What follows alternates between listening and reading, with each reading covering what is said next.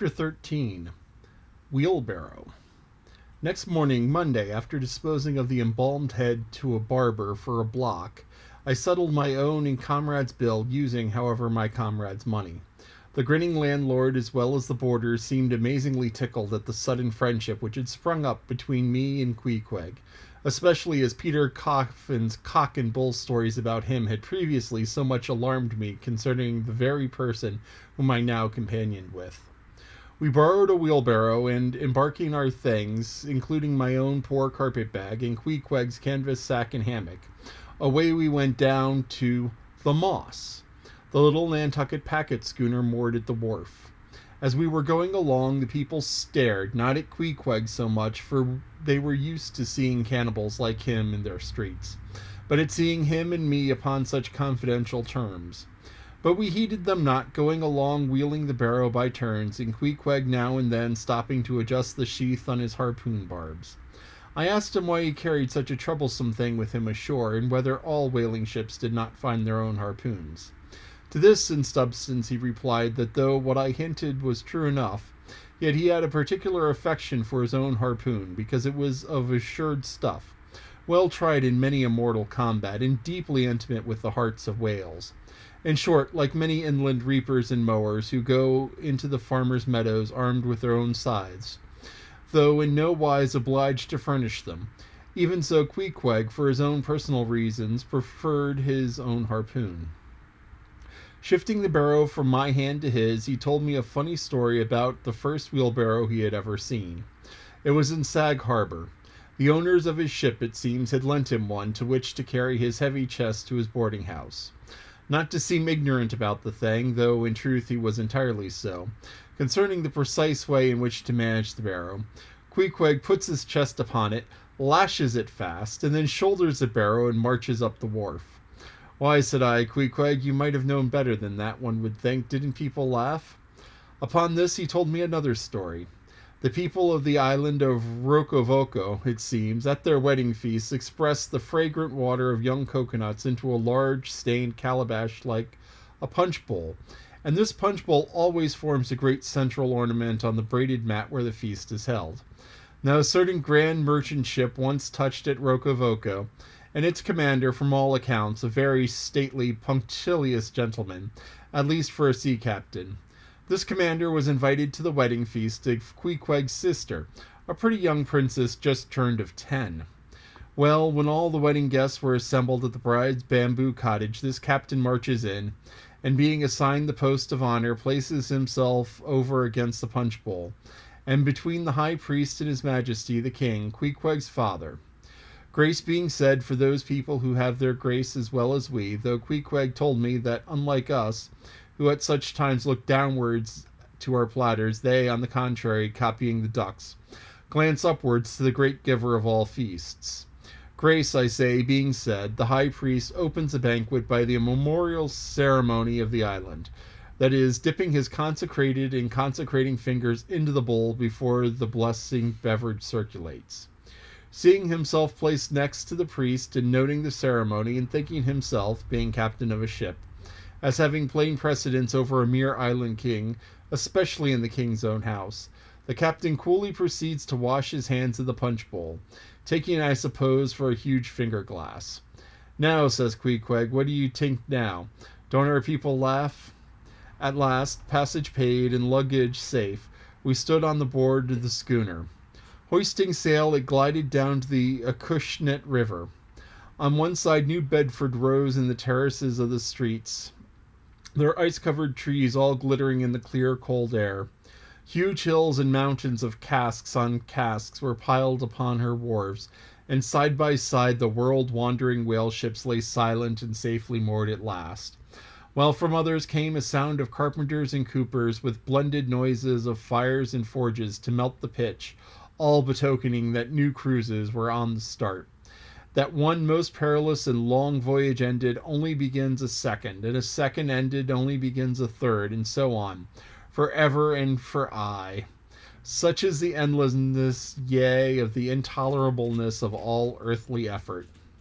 Gaining the more open water, whose bracing breeze waxed fresh, the little moss tossed the quick foam from her bows as a young colt at snortings. How I snuffed that Tartar air! How I spurned that turnpike earth, that common highway all over dented with the marks of slavish heels and hoofs, and turned me to admire the magnanimity of the sea, which will permit no records. At the same foam fountain Queequeg seemed to drink and reel with me. His dusky nostrils swelled apart, he showed his filed and pointed teeth. On we flew, and our offing gained. The moss did homage to the blast, ducked and dived her bows as a slave before the Sultan. Sideways leaning, we sideways darted, every rope yarn tingling like a wire, the two tall masts buckling like Indian canes into the land tornadoes. So full of this reeling scene were we, as we stood by the plunging bowsprit, that for some time we did not notice the jeering glances of the passengers, a lubber-like assembly who marveled that two fellow beings should be so companionable, as though a white man were anything more dignified than a whitewashed Negro.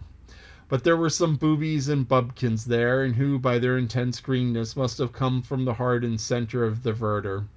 Queequeg caught one of these young saplings mimicking him behind his back.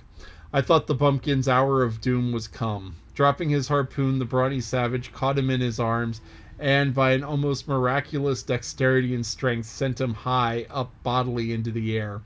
Then, slightly tapping his stern mid somerset, the fellow landed with a bursting lungs upon his feet, while Queequeg, turning his back upon him, lighted his tomahawk pipe and passed it to me for a puff. "Captain, captain!" yelled the bumpkin, running toward the officer. "Captain, captain, here's the devil!" "Hello, you sir!" cried the captain, a gaunt rib of the sea, stalking up to Queequeg. "What in thunder do you mean by that? Do you know you might have killed the chap?" "What him say?" said Queequeg, as he mildly turned to me. "He said I, that you came near killy that man there," pointing to this still shivering greenhorn. "Killy!" cried Queequeg, twisting his tattooed face into an unearthly expression of disdain. "Ah, him bevy smally fish. Queequeg no killy so smally fishy. Queequeg killy big whale." "Look you," roared the captain, "I'll killy you, you cannibal, if you try any more of your tricks aboard here, so mind your eye." But it so happened just then that it was high time for the captain to mind his own eye. The prodigious strain upon the mainsail had parted the weather sheet, and the tremendous boom was now flying from side to side, completely sweeping the entire after part of the deck. The poor fellow whom Queequeg had handled so roughly was swept overboard. All hands were in a panic, and so to attempt snatching at the boom to stay it seemed madness. It flew from right to left and back again, almost in one tickling of a watch, and every instant seemed on point of snapping into splinters. Nothing was done, and nothing seemed capable of being done. Those on deck rushed toward the bows and stood eyeing the boom as if it were the lower jaw of an exasperated whale. In the midst of this consternation, Queequeg dropped deftly to his knees, and crawling under the path of the boom, whipped hold of a rope, secured one end to the bulwarks, and then flinging the other like a lasso, caught it round the boom as it swept over his head, and at the next jerk the spar was that way to trapped, and all was safe.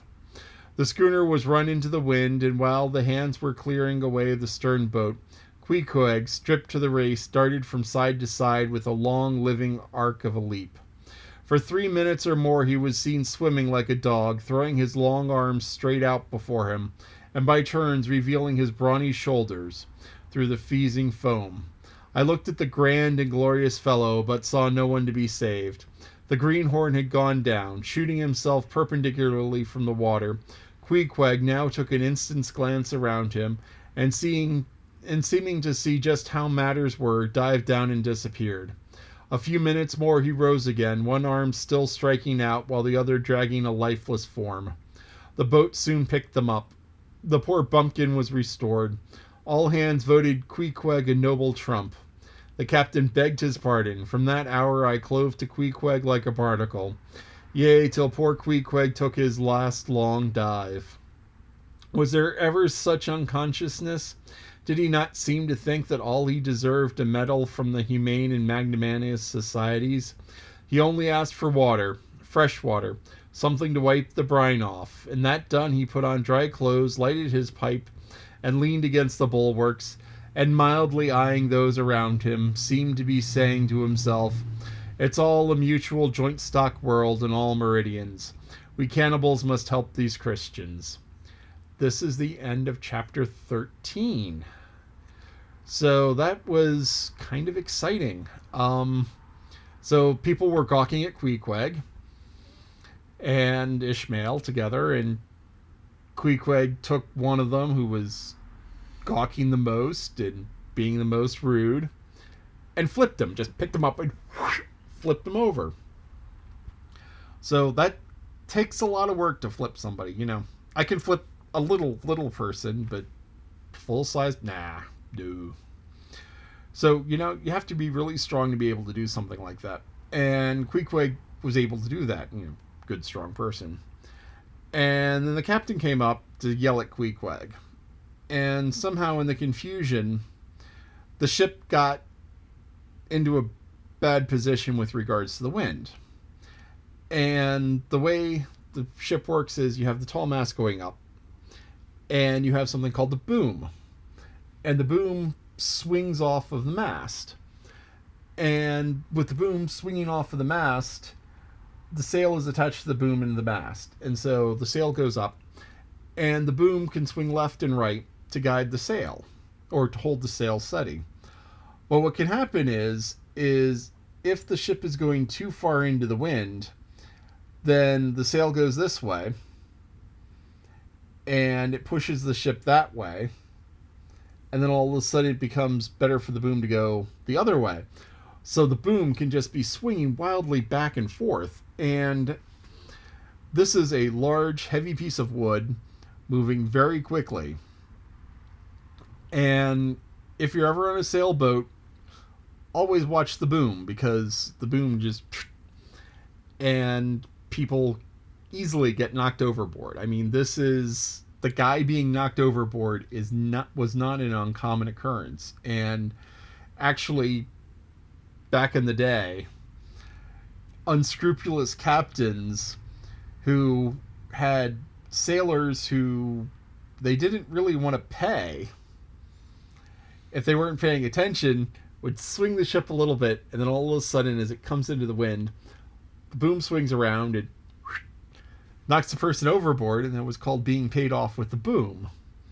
So if they didn't watch and they were on the last little bit of homeward leg, they may find themselves swimming the last couple of miles home. You don't swim the last couple of miles, or very few people can swim the last couple of miles. But Queequeg holds no grudges, which is a wonderful thing, because here was somebody who Queequeg was angry at for a good reason, and then he risks his life to save the person. So, I mean, Queequeg is truly someone who should be admired for being willing to do that, because not very many people will. But, wow, okay. That's the end of that chapter.